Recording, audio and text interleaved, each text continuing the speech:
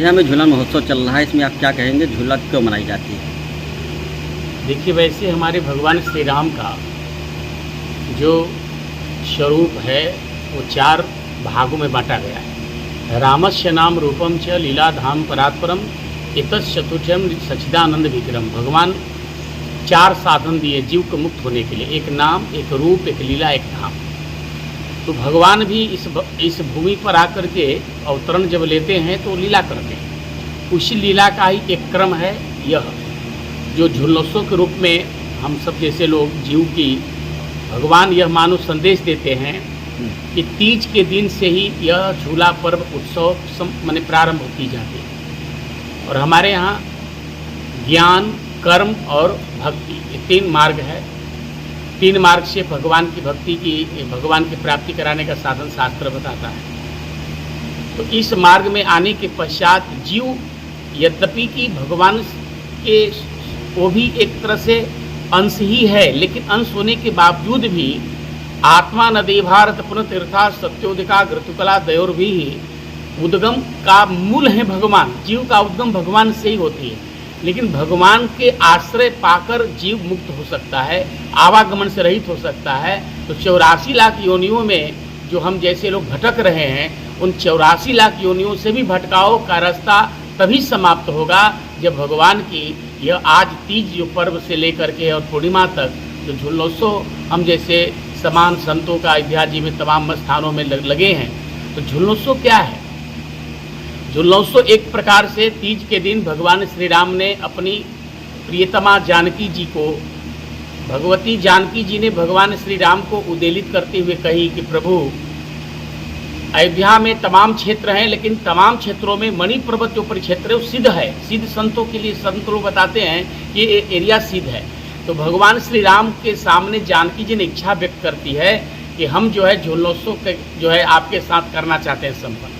तो भगवान ने विचार करते हुए पूरी अयोध्या के पावन धारा पर सबसे ज़्यादा शुद्ध, पवित्र और सबसे अच्छा आनंदमय स्थान का भगवान श्री राम ने चयन किया।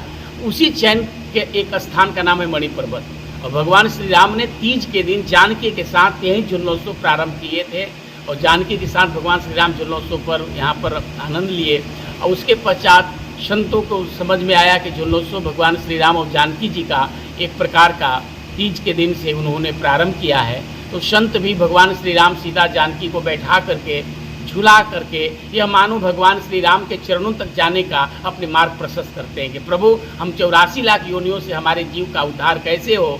तो भगवान ने सहज स्वरूप से संतों के जीवन में एक संदेश दिया कि तुम कुछ न करो तो हमारे आश्रय में बैठकर, चरणों में बैठ करके हमें जो आनंद आता है, जीव आनंदमय है, लेकिन हम लोग दुखमय जीवन व्यक्त कर रहे हैं क्योंकि आनंदमय सत्ता से हम लोग दूर हो गए। भगवान आनंद स्वरूप हैं, चित्त स्वरूप हैं, ज्ञान स्वरूप हैं। तो चित्त स्वरूप होने के नाते भगवान सबको, जीव को ज्ञान मार्ग से अपने पास बुला लेते हैं, भक्ति मार्ग से सबके पास बुला लेते हैं। तो उसी प्रकार लीला के अवतरण भूमि पर भगवान श्री राम का प्रादुर्भाव इसलिए होता है कि जीव को सहज मुक्ति की अवस्था में कैसे उसको प्राप्ति करा दिया जाए। तो यह एक मार्ग संतों के साथ भगवान श्री राम ने भी अपने भगवती जानकी जी के साथ में मणि पर्वत के ही पावन प्रांगण में तीज के दिन ये झूलोत्सव कार्यक्रम प्रारंभ किया था। उसी के नाते आज भी भारतवर्ष के नहीं पूरे विश्व के संत आज भी तीज के दिन भगवान श्री राम के झूलोत्सव और मणि पर्वत भगवान का दर्शन करने के लिए चले आते हैं। महाराज जनक के द्वारा इतना ज़्यादा प्रचुर मात्रा में, जब एक बार इंद्र ने एक मणि दिया था, तो मणि उस काल में दिया था जिसमें जानकी जी का विवाह हुआ। विवाह करने के बाद जानकी अयोध्या में आई, तो मणि देखने के बाद किसी ने कहा कि मणि का जोड़ा लगा दो। तो जोड़ा लगाने की बात जब आई तो माता जानकी जी को शायद यह संदेश मिल गया कि जनक जी के द्वारा कहा जाए कि सब जोड़ा लगा दे।